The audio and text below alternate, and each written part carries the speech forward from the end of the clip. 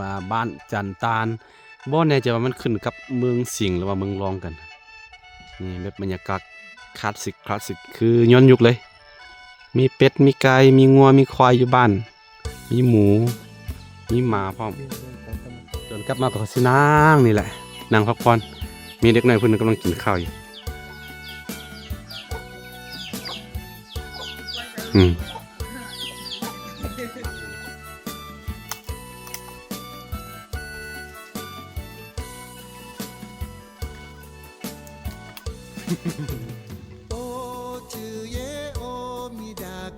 เขาจะพึ่งพาได้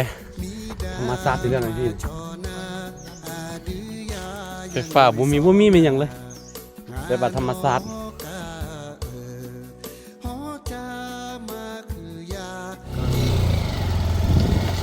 สบายดีทุกคนตอนนี้เราสิเดินทางไปยังหมู่บ้านกลางป่าลึกเนาะจะเป็นบ้านของสุนทรอาค่าเนาะบ่ได้จะมาซื้อบ้านมันยังฮู้มันอยู่กลางป่าลึกแบบนี้เลยเส้นทางเข้าไปแบบนี้เนาะเดี๋ยวรุ่นน้ำกันว่าหน้าตาของบ้านจะเป็นยังไงเนาะจะมีจักหลังคาทุกคนเลยโอ้บรรยากาศแบบว่าขึ้นภูลุงห้วย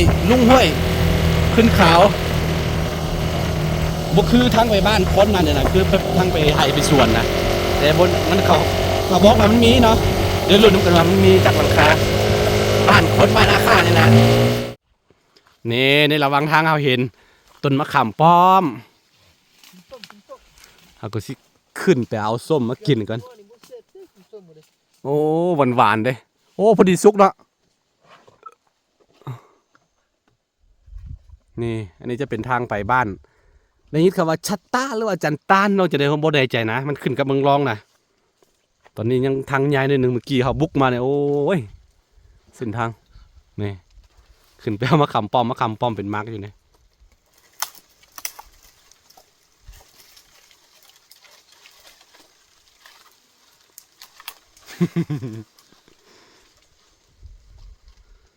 นี่คือระหว่างทางเฮ้ย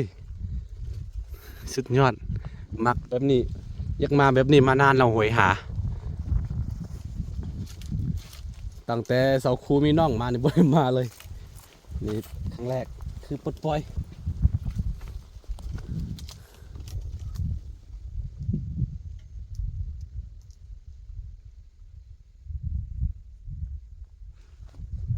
งัวควายชาวบ้านเขาสิปล่อยแบบนี้เนาะมันหากินเองตามธรรมชาติได้เห็นปะนี่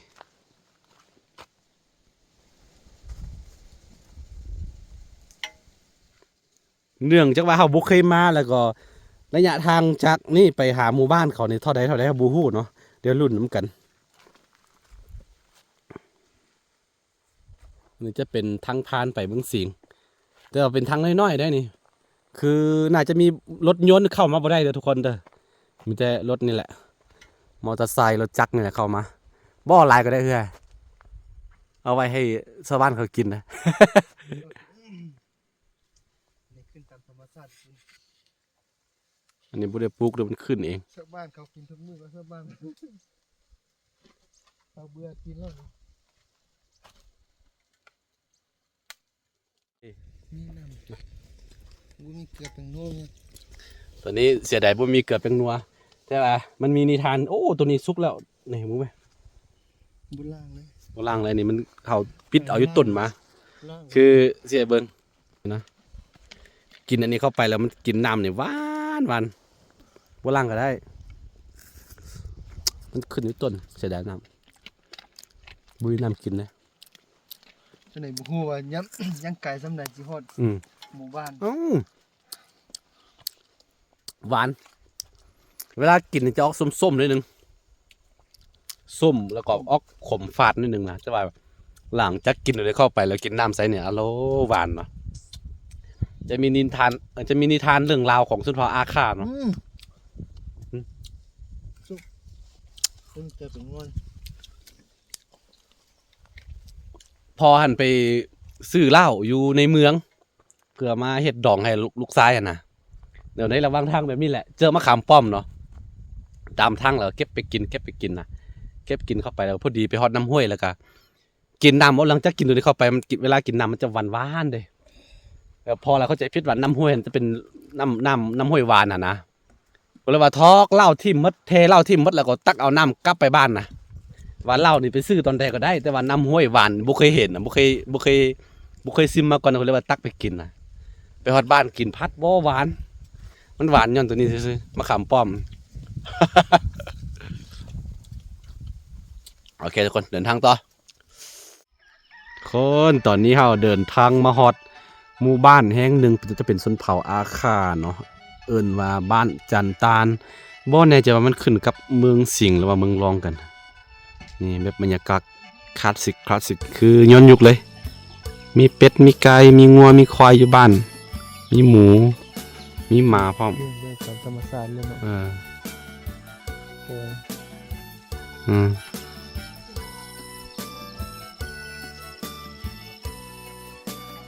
โอ้บรรยากาศ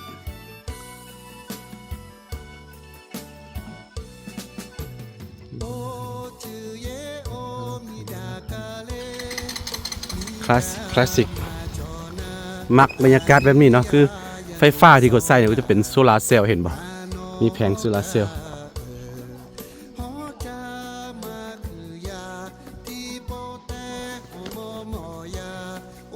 โอ้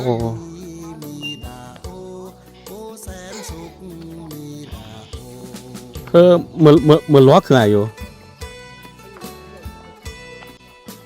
อาจิพุกมากะฮะนุ่งขึ้นมาพูดชื่อดีกว่าจะตาอะไรล่ะเช็ดตาเราดอละเช็ดตาอะไรล่ะเช็ดตานี่บุมีเดียวภาษาลาวในแชร์นี่เนาะโอ้บ้านเช็ดตาไว้เนี่ยเช็ดตาคันบ่มีตุโชนะภาษาลาวเนี่ยน่าจะเป็นจันตานบ่ทั้งนี้อ่ะคือบ่เหี้ยอยู่เหือก็อีกก็มาโอ้วิยูชิวอ่ะมาอยู่ก็นี่มันยูพัทยาคัดอยู่อ่ะยูกันอยู่ได้ยาวอ๋อมีคนลาหูอยู่นำเมื่อกี้เห็นผ่านมา4-5ครอบครัวนี่เป็นอาคาโอ้ยบรรยากาศย้อนยุคเลยย้อนยุคของจริง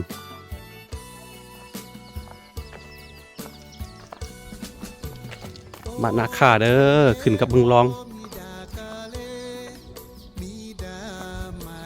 มีน้อยๆหนึ่งจากหลังคาบ่มีประมาณบ่ฮอต10หลังคานะ1 2 3 4 5 6 7 8 9ประมาณ10นี่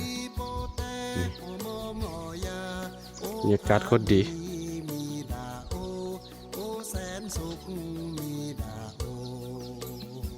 คือได้มาย้อนยุคนี่แหละอย่างที่ค่อยบอกไปหลายๆคลิปเนาะตอนเกิดมานะสไตล์นี่แหละแบบนี้บ่มีไฟฟ้าบ่มีสัญญาณบ่มีทีวีบ่มีเส้นทางรถเข้าฮอดได้ทุกมื้อนี่ยังมีเส้นทางถือว่าโอเคอยู่สุดยอดเลยสุดยอด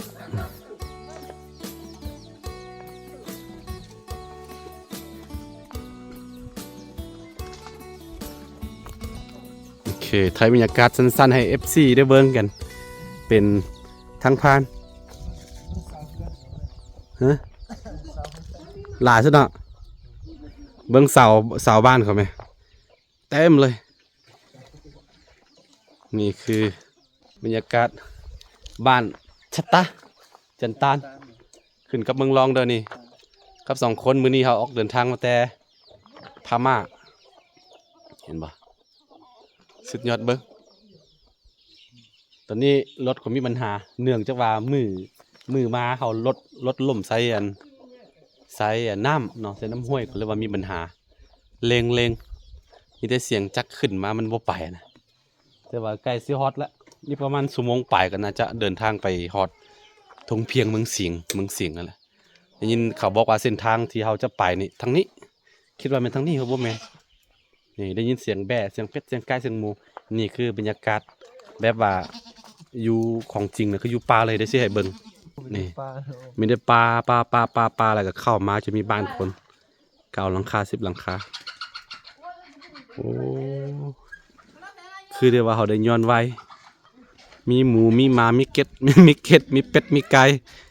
มีตัวแมวน้ำเห็นบ่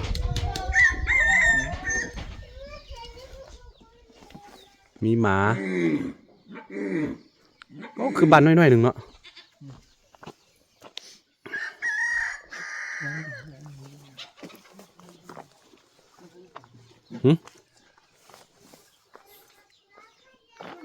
ไม่มีสัญญาณเตะ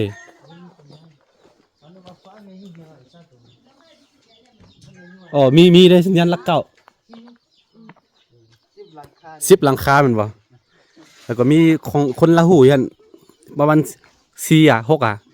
7-8 หลังคา บ่ฮอด7ประมาณ4นี่ประมาณ4 ว่า6 หลังคานี่แหละบ่ไกลกันประมาณ300-400 เมตรเนาะนี่ว่าโอเคอยู่คือแบบอยู่แบบตระกูลเดียวอะนะเนาะตระกูลเดียวเวลาได้มันอย่างมากกว่าปานกันกินได้นี่ส่วนหลักก็จะพึ่งพาด้วยธรรมชาติแล้วก็เห็นนั่นอยู่อันเส้นทางเขาปลูกอย่างวะมันต้นมันสามปะหลังกันนะภาษาไทยนี่โอเคฮะพี่ใส่พุ่นสิ่งหนึ่งที่จะบ่งบอกว่าเป็นบ้านอาคาบอลเนี่ยเขาจะเห็นนั่นโลซิงซาอยู่เทิงเห็นปะบนไหนจะไปเห็นปะกายพด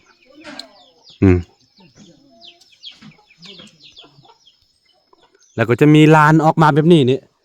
จะมีลานแบบนี้ออกมาเวลาไปไฮไปสวนกลับมาก็สินั่งนี่แหละนั่งพักผ่อนมีเด็กน้อยคนนึงกำลังกินข้าวอยู่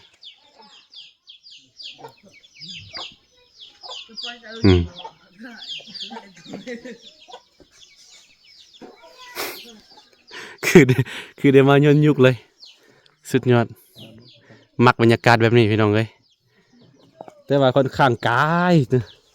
เขาออกมาแต่เข้มของเนาะสุดยอด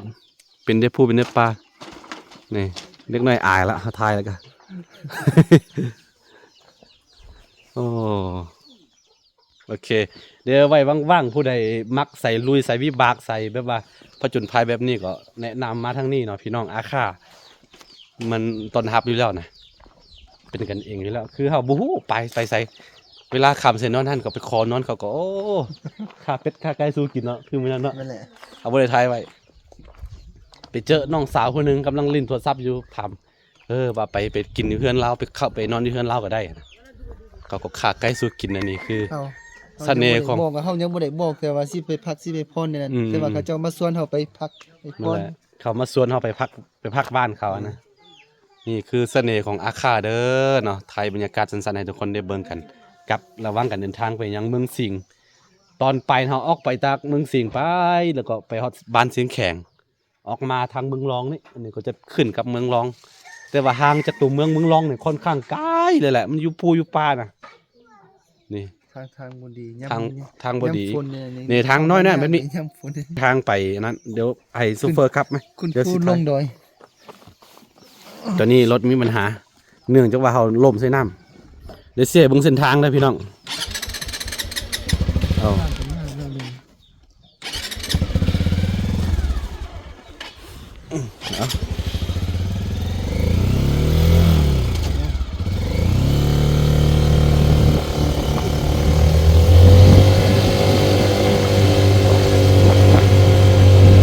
โอ้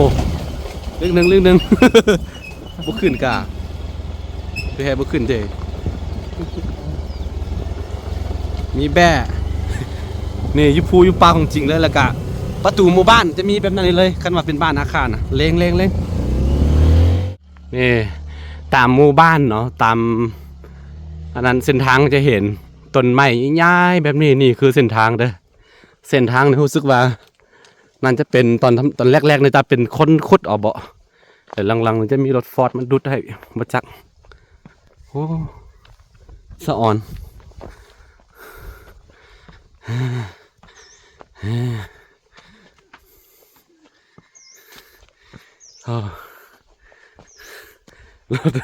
รถมีปัญหารถบ่ขึ้นแห้งบ่มีเดี๋ยวไปเซ็ก เอามันไปกวดอยู่ห้องหมอกันได้ยินเสียงนกเสียงหนูน่าจะมีสัตว์ป่าหลายนะเพราะว่าเขาจะเพิ่งพาได้ธรรมชาติในเรื่องอะไรพี่นี่ มีไฟมีสัญญาณหรือมีได้พี่เนาะ ไฟฟ้าบ่มีไม่ยังเลยแบบว่าธรรมชาติของจริงอยู่กลางผู้กลางป่า โหยหาชีวิตแบบนี้มานานแล้วคือบู๊ว่าผู้อื่นเป็นบ่คือเฮานี่เวลาเฮาเกิดอยู่เติบโตอยู่ในชีวิตแบบนี้เด้มันนอกแบบนี้พอเข้าไปในเมืองเดินๆก็โหยหาเด้โหยหาชีวิตธรรมดาแบบนี้บ่หมายความว่าเฮาบ่หมายความว่าเฮายอมแพ้กับชีวิตในเมืองบ่แม่นเด้แต่ว่าเฮารู้สึกว่ามันอิ่มตัวนะอิ่มตัวเฮามักอันใดที่เป็นเดิมๆแบบนี้เนาะโหยหาความชีวิตธรรมดาแบบนี้นะบางทีมนุษย์เฮาก็แสวงหาโหยหาแบบว่าเกินไปจนบ่เบิ่งแบบศักยภาพของเจ้าของอะนะที่ใดตัวเองบ่มีความสุขไปนำโอเคทุกคนฝากไว้นี่คือเรื่องราวการเดินทางไว้เจอกันในคลิปหน้าทุกคนสบายดี